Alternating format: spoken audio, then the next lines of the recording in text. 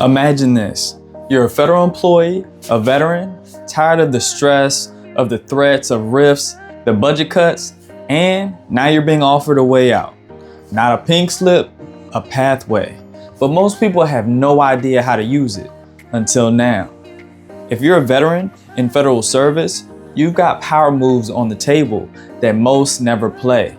Deferred Resignation 2.0 and Vera are not just policies, they're chess pieces. In this video, I'll show you how to protect your retirement, survive a rift, and maybe even leave on your own terms. Miss this, and you could walk away with less than you've earned, or worse, walk away by force with no plan at all. So what is Deferred Resignation 2.0? Most federal employees think quitting means giving up everything. Not everyone, not anymore. Deferred Resignation 2.0 is like hitting the pause on your retirement without deleting your progress. If you have at least 5 years of service, you can resign now, collect a pension later.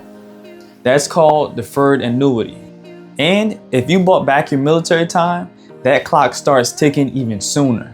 This is perfect for vets who feel trapped, but don't want to throw away what they've earned. So how does Vera open doors?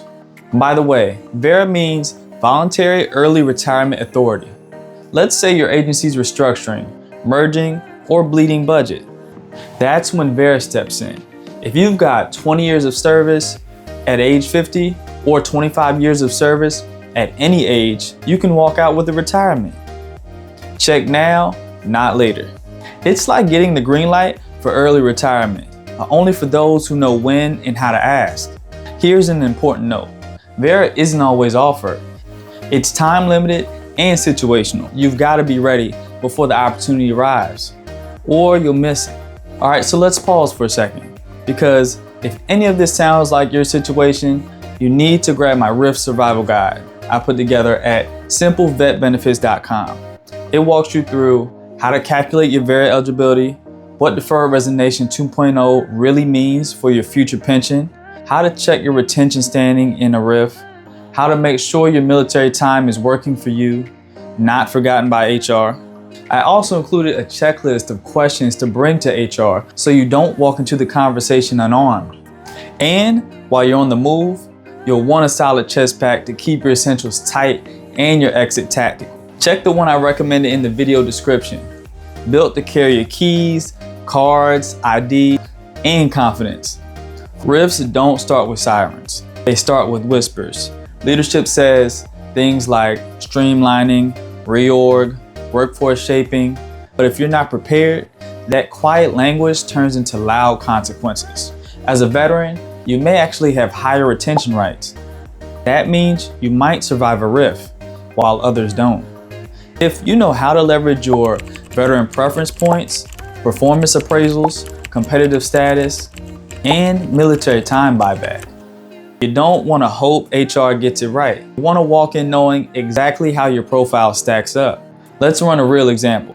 Say you did 4 years of active duty and 16 years of federal service. If you bought back your military time, that's 20 years. And boom, you may qualify for Vera.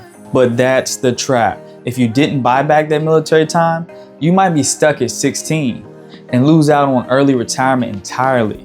That one mistake could cost you years of extra work or tens of thousands in missed annuity payments. That's why the Rift Survival Guide has a calculator and breakdown just for this. So I've seen veterans resign thinking they had no options, then find out 6 months later they qualify for Vera. It's too late. Others wait too long to buy back their military time and they hit retirement without the credit they need to leave early. Some don't understand how FEHB or TSB transfers with different retirement types, so they lose coverage when they didn't have to. Bottom line, strategy beats reaction every time. And at the end of this video, I'll walk you through 3 choose your own adventure case studies so you can see how you might play it depending on your situation. Quick gut check. Has your agency whispered the word RIF yet? Have you seen colleagues walking out early and wondering if you could too? Drop ready for Vera in the comments if you're thinking about your options right now. I want to see how many vets are actually tracking this stuff. or just hoping HR explains it to them. But what if I resign? Don't I lose FEHB? Yes, if you resign under deferred resignation. But if you retire under Vera or MRA plus 10 and had FEHB for the past 5 years, you can keep it. But I thought I was too young to retire. Maybe, or maybe you're not counting your military time correctly. Get your SF50. Run the numbers. Don't guess. This is the difference between walking away with a plan or walking away with a problem. Federal veterans are sitting on retirement weapons they don't even know they have. Whether you're aiming for Vera, considering deferred resignation, or staring down a RIF, you've got more control than you think. This isn't just about leaving. It's about leaving smart, leaving with dignity, leaving with what you earned. This system is complicated, but with the right info, you can beat it.